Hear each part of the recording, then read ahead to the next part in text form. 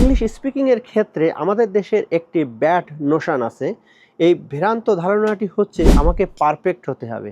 Never try to be perfect. Guess what? Native English speakers make mistakes all the time when they speak English. Speaking ইংলিশের ক্ষেত্রে perfect বলে কিছু নাই। You can start with minimum English, with minimum small sentence, and then you practice and you grow up yourself.